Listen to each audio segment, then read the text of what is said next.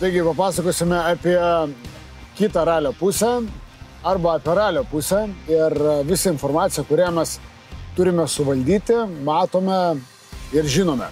O kelią randame mes važiuodami pagal kelio knygą.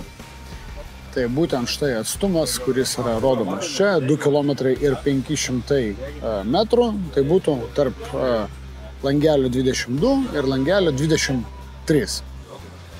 Tai davažiavus iki 2 km ir 830 metrų mes rastumėm kelią, kuris yra iš kairės, bet mums reikėtų važiuoti tiesiai. Taigi šitas ir šitas turi sutapti.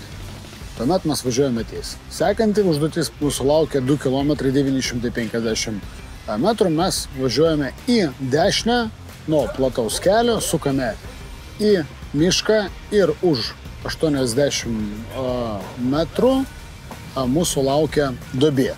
Kiekvienas langelis turi begalę įvairiausios informacijos, kuri kartais būna labai aktuali, jeigu tu pasiklysti.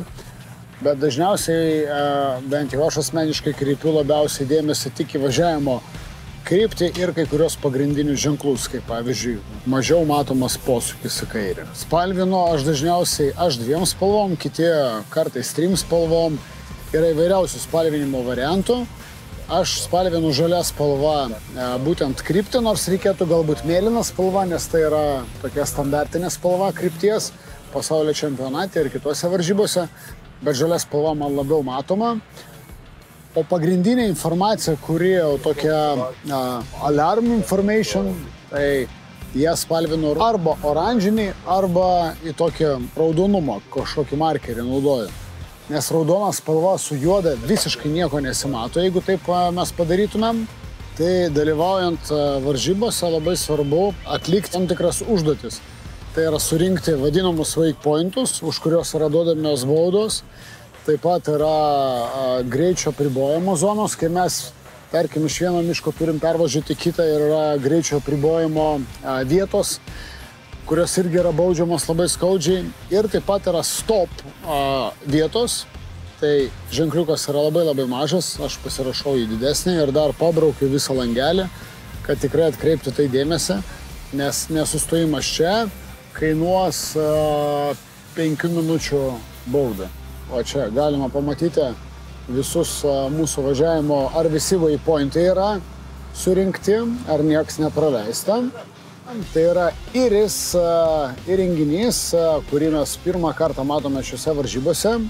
Tai yra tam tikras telefonas, kuris rodo tam tikrus parametrus. Kaip nuvažiuotą atstumą, kuris automatiškai kalibruojasi pasiekus tam tikrus taškus vadinamus waypointus. Taip pat rodo greitį, taip pat rodo laipsnius. O šioje vietoje, kur yra dabar balta, ten atsiranda rodiklė, kuri rodo tikslę kryptį, kaip pasiekti vieną arba kitą tašką. Toliau, mes turime Tech for Rally Tripmasterius, tai yra mūsų važiavimo kompiuteriai, kurie gali rodyti skirtingą informaciją. Tai čia rodomas taip pat važiavimo mūsų kelionė. Tai važiuojant, va, čia kas 10 metrų dabar sukasi. Kitoje pusėje rodo laipsnius, kuriais mes važiuojame. Taip pat galima perjungti į greitį, kad rodytų greitį, taip pat kelionės atstumą.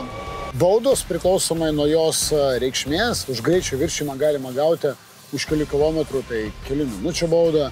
Už waypointo nepaėmimą nuo 5 iki 15 minučių priklausomai nuo waypointo. Už stop ženklą 5 minučių baudos. Tai tų baudų per visą dieną galima prisirinkti daugiau, nei kad duota apskritai laiko įveikti trasą.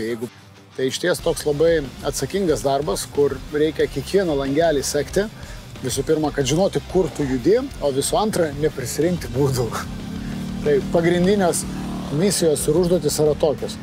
Bet apdoroti visą šitą informaciją, kai tu dar lėki 100 km/h greičiu tarp medžių, tai išties yra labai įdomu. Taigi, štai taip atrodo navigavimas ralyje.